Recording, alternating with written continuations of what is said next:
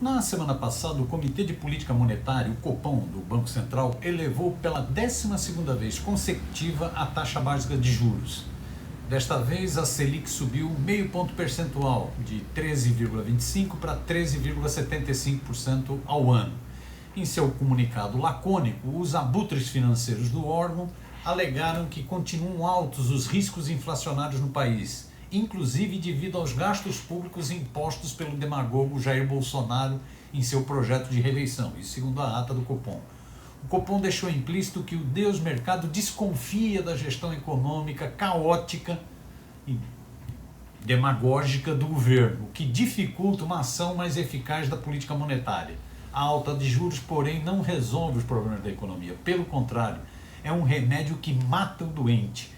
Como explica o presidente do Conselho Federal de Economia, COFECOM, Antônio Corrêa de Lacerda, o aumento da Selic estrangula o país e é uma medida meio que esquizofrênica.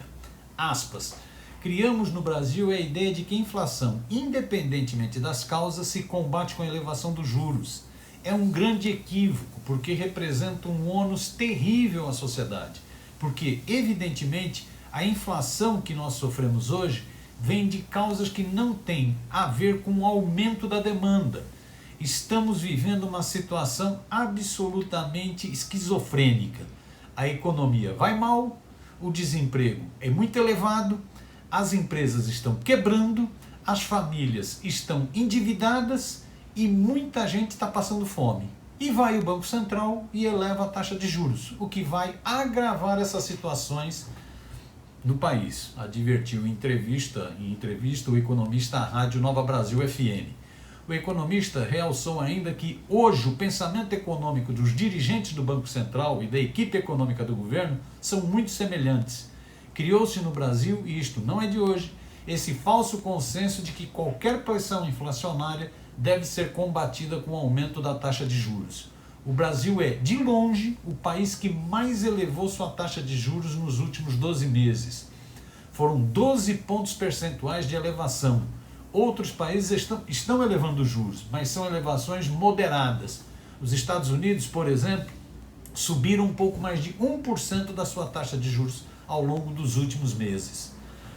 No Brasil, com a elevação dos juros, o crédito fica proibitivo, o que inviabiliza as empresas e as pessoas que não conseguem pagar suas contas.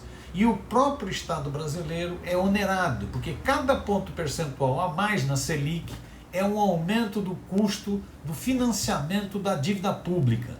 A dívida pública, que é a dívida do Estado com seus credores, aumenta conforme a taxa de juros. Nós vamos gastar este ano, nós sociedade brasileira, porque nós é que pagamos os impostos, 700 bilhões de reais para pagar o encargo sobre a dívida pública.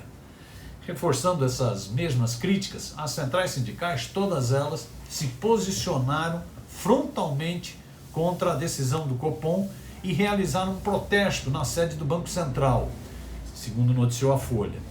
Até a governista Confederação Nacional das Indústrias, aí do lado patronal, também contestou a equivocada alta da Selic. Segundo o site Metrópole, o presidente da CNI, Robson Braga de Andrade, alertou que, desde dezembro passado, a taxa de juros real já supera um patamar suficiente para desacelerar a inflação, em razão de seus efeitos restritivos e negativos sobre a atividade econômica.